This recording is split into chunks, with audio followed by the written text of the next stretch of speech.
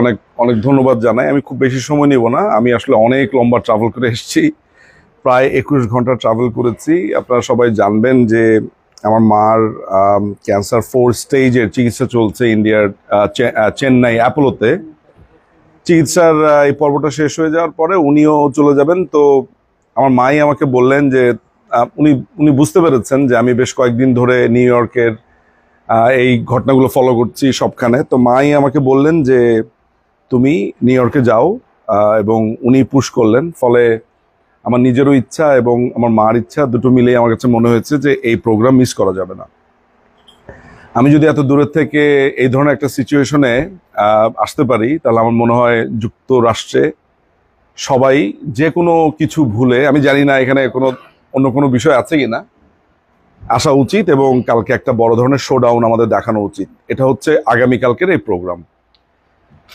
আর দ্বিতীয় যে অংশটা আমি বলতে চাই, আমি যখন গত বছর এলাম এখানে, আমার মনে আছে 27শে সেপ্টেম্বরে আমি এখানে এসেছিলাম।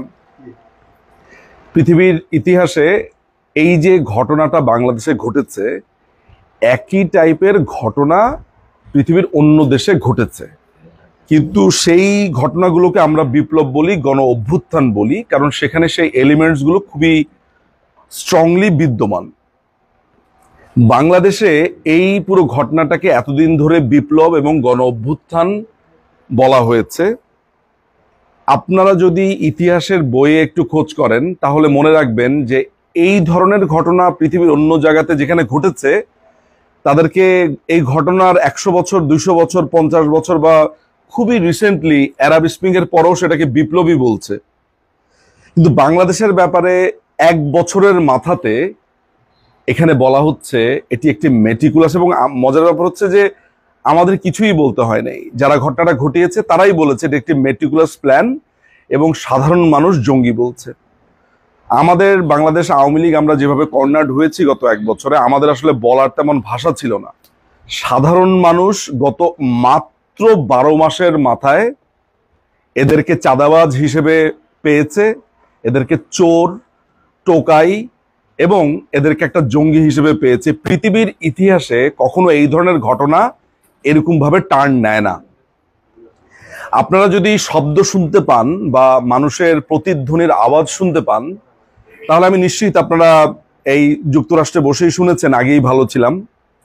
এবং এটি যে শুধুমাত্র শুনেছেন তা না, বাংলাদেশের মানুষগুলো এখন, আপনাদেরকে খুব ছোট্ট একটা উদাহরণ দেই। আপনারা জানেন যে ইনকিলাব মঞ্চ নামে একটা পাকিস্তানি মঞ্চ করা হয়েছে বাংলাদেশে।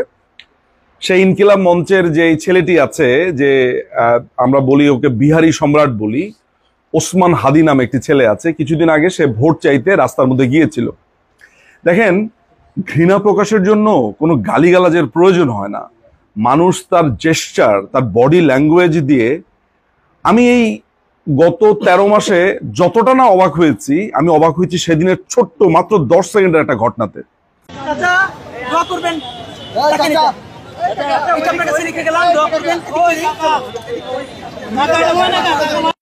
সেই ছেলেটি একটা লিফলেট দিচ্ছিল, ঢাকা 8 আসনে সে ইলেকশন করবে, চাচা এইটা বলে দিয়েছে। সেই যে চাচা, অর্থাৎ যিনি চা বিক্রি করেন রাস্তায়, সেই লোকটি একটা সেকেন্ডের জন্য ছেলেটির দিকে তাকায়নি। ঘৃণাতে, এমন প্রবল ঘৃণা যে এই যে আমরা টিভিতে এত কথা বলছি, এই কথা বলে আপনি সেই ঘৃণা প্রকাশ করতে পারবেন না। একদম প্রান্তিক লেভেলের এক চাচা, যে ওই ওসমান হাদির দিকে একটা সেকেন্ডের জন্য তাকালোই না।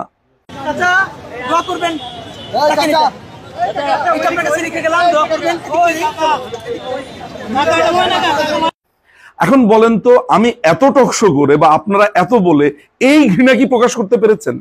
আমার এই ঘটনাটা বলার এই কারণ হচ্ছে যে আমার একটা অভ্যাস হচ্ছে, আমি খুব ছোট ছোট জিনিসগুলো লক্ষ্য করি। আমার ধারণা এগুলো গুরুত্বপূর্ণ। এই যে চাচা, এই চাচা হচ্ছে এই বাংলাদেশের এখন প্রতিভূ, অর্থাৎ ঘরে ঘরে। যেমন আমি চেন্নাইতে যখন যাই, তখন বাংলাদেশের বিভিন্ন মানুষ সেখানে চিকিৎসার জন্য আসে। নট নেসেসারিলি যে প্রত্যেকটা মানুষই আওয়ামী লীগকে সমর্থন করে, একদম সাধারণ মানুষ আসে। আমাদেরকে দেখে, আমাকে যখনই তারা চেন্নাইতে দেখে রাস্তাতে, এসে জড়িয়ে ধরে। আমার প্রথমে মনে হয় যে ওনারা আওয়ামী লীগ করে কিনা, কারণ আমি তো খুবই সাবধানে থাকি কখন কোথায় কার কি রিয়াকশন হয়। সে মানুষগুলো বলে যে দাদা আর পারছি না কোনোভাবে। তারা বাংলা প্রত্যেকটা মানুষ, এবার আমি চেন্নাইতে যারা ক্যান্সার চিকিৎসা নিতে এলো, অর্থাৎ যিনি মূল রোগী তার সাথে যে অ্যাটেন্ডেন্টরা আসে, আত্মীয় স্বজনরা আসে, তাদের একটাই কথা, দাদা আপনারা কিছু একটা করেন। অর্থাৎ মানুষ চাইছে, তার মানে ব্যাপারটা এমন যে 1971 সালে যেমন বাংলাদেশের মুক্তি এনে দিয়েছিল বাংলাদেশ আওয়ামী লীগ সাধারণ মানুষকে নিয়ে, বিশ্বাস করেন এখন সাধারণ মানুষের শুধু একটাই চাওয়া, এইভাবে অনেকে ইগো প্রবলেমের কারণে বলতে পারে না।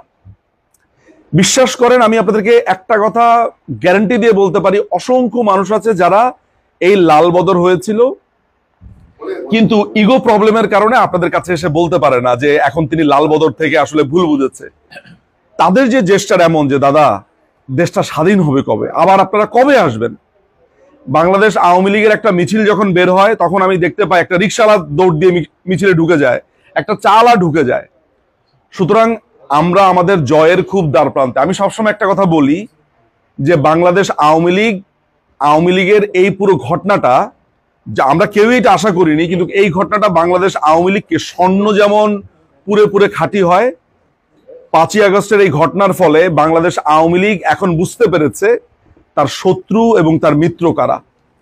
এবং আমি আপনাদেরকে একটা গ্যারান্টি এই মুহূর্তে দিতে পারি, আন্তর্জাতিক বিভিন্ন বিষয় আমি যদ্দূর জানি, আমার যদ্দূর জানার সুযোগ হয়,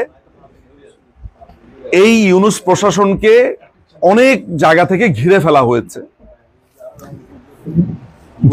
হয়েছে এমন ভাবে যে আপনারা বাংলাদেশ আওয়ামী লীগে দেখেছেন যে 1 2 করে মিছিল বের হতো, এখন 500 জন 600 জন 1000 জন 2000 জন। আমরা ছোট ছোট জায়গাতে অনেকটা গুচ্ছ ফুলের মতো আমরা যে এই মিছিলগুলো করছি, কে জানে আগামী 2 মাস বা 3 মাসের মধ্যে এই গুচ্ছ একটা মহিরু আকার ধারণ করতে পারে। ফলে আপনারা দেখেন, আপনারা যদি 1 বছরের পেছনের দিকে তাকান, আপনারা কতই হতাশ ছিলেন, কতই আপনাদের মন খারাপ ছিল। আজকের এই তারিখে আর গত 27শে সেপ্টেম্বর আর 26 সেপ্টেম্বর আপনাদের ভেতরেই কত পরিবর্তন এসছে, আমরা কত আশাবাদী এখন। এই যে ইলেকশন হবে, ইলেকশন করবে, আমি একটা পরিষ্কার কথা বলে দিয়েছি, বাংলাদেশে এখন যারা ইলেকশন করবে এই ইউনূস হচ্ছে অবৈধ। এই ইউনূস অবৈধ শুধুমাত্র আমি একটা রাজনৈতিক জায়গা থেকে বলছি না, আমি একজন আইনজীবী, একজন প্র্যাকটিসিং লয়ার হিসেবে বলছি যে বাংলাদেশে 5ই আগস্টের পরে যারা ক্ষমতা নিয়েছে বাংলাদেশের সংবিধান অনুযায়ী তারা অবৈধ। একটা অবৈধ সরকার যখন কোনো ইলেকশন করে একদম বাই ডিফল্ট সেগুলো অবৈধ।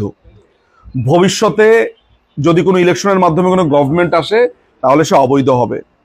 বাংলাদেশে একমাত্র এই মুহূর্তে বাঁচার উপায়টা কি? বাঁচার উপায় হচ্ছে মাননীয় প্রধানমন্ত্রী শেখ হাসিনা যদি ক্ষমতা হস্তান্তর করেন, যদি তিনি মনে করেন তিনি দেশে আসবেন, ক্ষমতা হস্তান্তর করেন, যদি বাংলাদেশে এমন কোন সরকার হয়, তত্ত্বাবধায়ক সরকার বা হোয়াট এভার, তাদের হাতে তিনি হস্তান্তর করলে, ইলেকশন হলে সেইটা হবে বৈধ।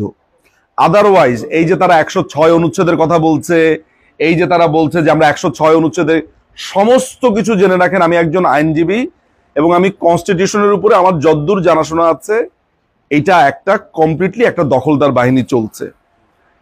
আমি শুধু এতটুকুই বলি যে আমাদের জয়টা খুবই কাছাকাছি।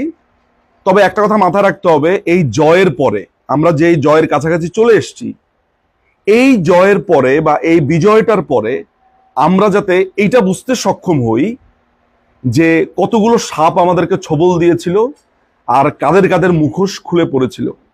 একই সাথে যাতে আমরা না ভুলে যাই তরুণ যারা ছাত্রলীগ, যেই ছাত্রলীগকে সবচাইতে বেশি তীর গ্রহণ করেছে কারা? ছাত্রলীগ, এরপরে যুবলীগ, যাদেরকে সবচাইতে বেশি তীর যাদের কাঁধে এসেছে ছাত্রলীগের উপরে। আজকেও যেমন বলা হয়েছিল সাদিক কায়েমের কথা। আসলে একটা মানুষ যখন বলে মুজিব আমার প্রাণ আমার জান, তখন আসলে তার 1000 টেস্ট করেও বোঝা যায় না সে খন্দকার মোশতাক নাকি সে আসলে তাজউদ্দিন আহমদ। এটা বোঝাটা খুবই কঠিন একটা ব্যাপার। ফলে ভবিষ্যতেও হয়তো এরকম থাকবে, কিন্তু আমি একটা কথাই শুধু বলবো, বাংলাদেশ তৃণমূল প্রমাণ করে দিয়েছে, আওয়ামী লীগের তৃণমূল, যে তারাই হচ্ছে এই দলের আসলে মূল হৃৎপিণ্ড, যেটা ছাড়া শরীর চলতে পারে না। ফলে আমি আমার বক্তব্য শেষ করবো এটা বলে, আমরা যেন এই আনসাং হিরো, যারা ক্ষমতার সময় যারা নীরবে চোখের পানি ঝরায়, যারা কোনোদিন টাকা পয়সার জন্য আসে না, ক্রিম খেতে আসে না, আমরা যেন নেক্সট টাইম ওদেরকে ভুলে না যাই। অ্যাটলিস্ট আমরা যাতে তাদের কাঁধে একটু হাত দিয়ে বলি thank you so much what you have done for us. So তৃণমূলকে আমরা যাতে ভুলে না যাই, ছাত্রলীগকে যেন ভুলে না যাই, যাদের উপরে সবচাইতে বেশি এই ভয়ঙ্কর অপবাদ এসেছিল, এবং আমাদের জয় খুবই সন্নিকটে। আমি আমি আমি মনে করি যে এই জয়ের পরের কর্তব্য নিয়ে আমাদের ভাবা উচিত। এই বলে আমার বক্তব্য শেষ করছি। জয় বাংলা, জয় বঙ্গবন্ধু।